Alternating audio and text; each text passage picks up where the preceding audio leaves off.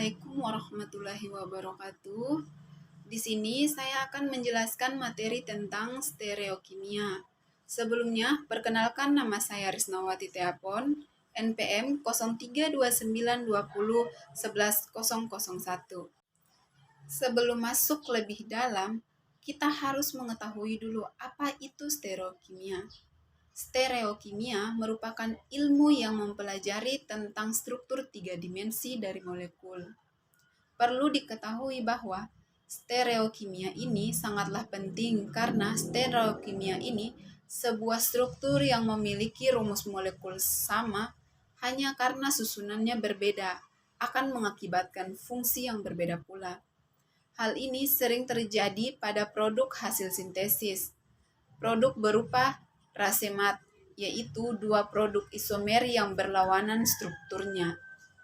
Stereokimia adalah studi mengenai molekul-molekul dalam ruang tiga dimensi, yakni bagaimana atom-atom dalam sebuah molekul ditata dalam ruangan satu relatif terhadap yang lain. Yang pertama, isomer geometri dalam alkena. Isomer geometri dalam alkena atau cis dan trans diakibatkan oleh ketegaran molekul dijumpai dalam dua kelas senyawa, alkena dan senyawa siklik. Senyawa yang mempunyai ikatan rangkap tak dapat berputar dengan ikatan rangkap sebagai sumbunya, tanpa mematahkan ikatan pi-nya.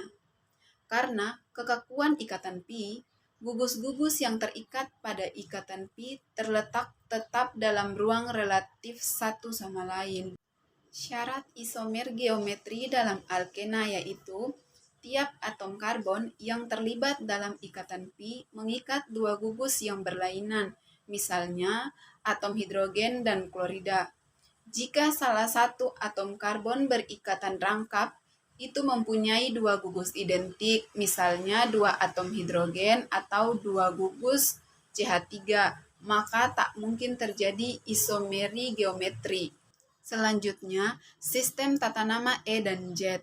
Aturan penandaan E dan Z untuk membedakan isomer alkena dan dua substitun dapat kita gunakan istilah cis dan trans. Tetapi, bagaimana jika alkena yang kita temukan memiliki 3 substitun atau 4 substitun? Untuk kasus ini, kita menggunakan penamaan menggunakan sistem E dan Z. Urutan prioritas kita butuhkan untuk mengurutkan penomoran pada substitun. Jika substitun dengan prioritas yang sama, berposisi sama, maka diberi tanda Z atau Jusemen. Sedangkan jika posisinya berlawanan, diberi tanda E, Entgegen. Masuk pada aturan deret. Yang pertama, jika atom-atom yang dipermasalahkan berbeda-beda, maka urutan deret ditentukan oleh nomor atom. Yang kedua, jika atom-atom itu adalah isotop satu sama lain, maka isotop dengan nomor massa tinggi memperoleh prioritas. Yang ketiga, jika kedua atom tersebut identik, maka nomor atom dari atom-atom berikutnya digunakan untuk memberikan prioritas. Yang keempat atau yang terakhir, atom-atom yang terikat oleh ikatan rangkap atau ikatan ganda, 3 diberi kesetaraan atau equivalence, ikatan tunggal, sehingga atom-atom ini dapat diperlakukan sebagai gugus-gugus berikatan tunggal dalam menentukan prioritas. Kedua, isomer geometri dalam senyawa siklik. Dalam beberapa hal, sifat kimia sikloalkana mirip dengan alkana asikloik atau rantai terbuka. Keduanya sama-sama nonpolar dan cenderung inert. Akan tetapi, terdapat perbedaan mendasar. Sikloalkana kurang fleksibel dibandingkan dengan alkana rantai terbuka. Selanjutnya, 3. Konformasi senyawa rantai terbuka. Dalam suatu molekul rantai terbuka, atom-atomnya memiliki peluang tak terhingga jumlah penataan posisinya di dalam suatu ruang. Gugus-gugus fungsi yang terikat pada ikatan karbon-karbon dalam senyawa alkana dapat berotasi dengan bebas mengelilingi ikatan tersebut. Oleh karena itu, atom-atom dalam suatu senyawa rantai terbuka dapat memiliki posisi yang tak terhingga banyaknya di dalam ruang relatif satu terhadap yang lain.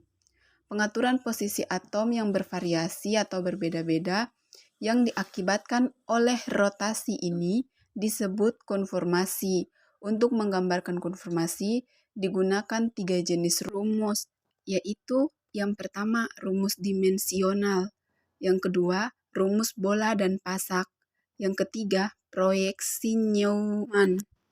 Selanjutnya 4. Bentuk senyawa siklik. Yang pertama, terikan cincin atau ring star. Di sini ada gambar sudut ikatan menurut Bayer. Dalam tahun 1885, Adolf von Bayer, seorang ahli kimia Jerman, melontarkan teori bahwa senyawa siklik membentuk cincin-cincin datar. Semua senyawa siklik, kecuali siklopentana, menderita terikan atau tegang karena tidak leluasa. Karena sudut ikatan atau bondingly, mereka menyimpang dari sudut tetrahedral 109,5 derajat. Yang kedua, melipatnya cincin dan tolakan hidrogen-hidrogen. Seandainya cincin sikloheksana datar, maka semua atom hidrogen akan tereklipskan. Tetapi dalam konformer lipatan, semua hidrogen bersifat goyang. Siklopentana akan mempunyai sudut ikatan hampir optimal 108 derajat. 5. Konformer sikloheksana. Isomersim konformasi adalah sebuah bentuk stereoisomersim dari molekul-molekul dengan rumus struktural yang sama namun konformasi yang berbeda. Oleh karena rotasi atom pada ikatan kimia konformer yang berbeda dapat saling berubah dengan melakukan rotasi pada ikatan tunggal tanpa memutuskan ikatan kimia. Sekian, itulah materi yang telah dijelaskan oleh saya. Wassalamualaikum warahmatullahi wabarakatuh.